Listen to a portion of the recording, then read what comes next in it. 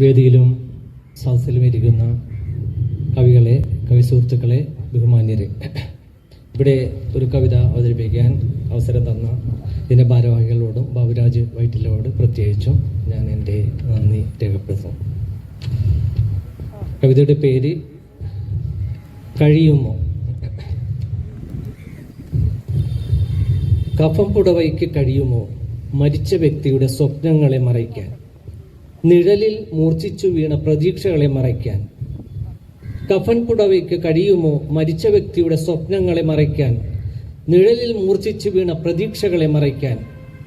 കഫൻ പുടവയ്ക്ക് കഴിയുമോ ജീവിതഭാരം പേറി ഭൂമി അളന്നു നടന്ന പാദമുദ്രകളെ മറയ്ക്കാൻ, നിലാവിന് ലാളിച്ചു തോറ്റ കാഴ്ചകളെ മറയ്ക്കാൻ.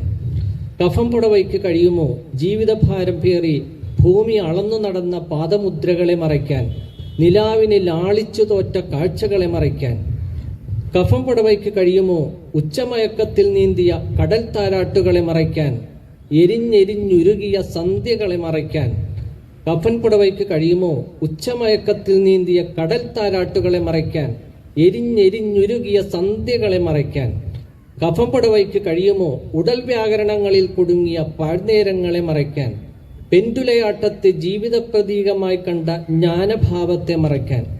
കഫൻ പുടവയ്ക്ക് കഴിയുമോ ഉടൽ വ്യാകരണങ്ങളിൽ കുടുങ്ങിയ പാഴ്നേരങ്ങളെ മറയ്ക്കാൻ, പെൻഡുലയാട്ടത്തെ ജീവിത പ്രതീകമായി കണ്ട ജ്ഞാനഭാവത്തെ മറയ്ക്കാൻ. കഫം പുടവയ്ക്ക് കഴിയുമോ ഋതുക്കളെ ഉരുക്കിപ്പണിഞ്ഞ കാവ്യനേരങ്ങളെ മറയ്ക്കാൻ, ജീവിത കർമ്മകാണ്ഡങ്ങളെ മറയ്ക്കാൻ. കഫം പുടവയ്ക്ക് കഴിയുമോ ഋതുക്കളെ ഉരുക്കിപ്പണിഞ്ഞ കാവ്യനേരങ്ങളെ മറയ്ക്കാൻ, ജീവിത കർമ്മകാണ്ഡങ്ങളെ മറയ്ക്കാൻ. കഫം പുടവയ്ക്ക് കഴിയും മരിച്ച വ്യക്തിയുടെ ഉടലിനെ മറയ്ക്കാൻ, ഉടലിനെ മാത്രം. കഫം പുടവയ്ക്ക് കഴിയും മരിച്ച വ്യക്തിയുടെ ഉടലിനെ മറയ്ക്കാൻ, ഉടലിനെ മാത്രം. Thank you.